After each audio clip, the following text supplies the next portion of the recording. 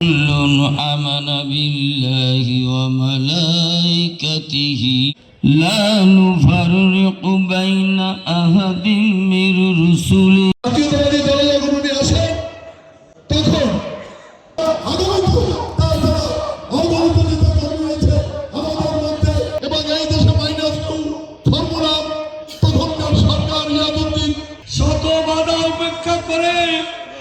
এবং কি এয়ারপোর্টে পর্যন্ত গিয়ে চিৎকার করে বলেছিল, আমি বাইরে যাব না, আমি জনগণকে সেই মায়ের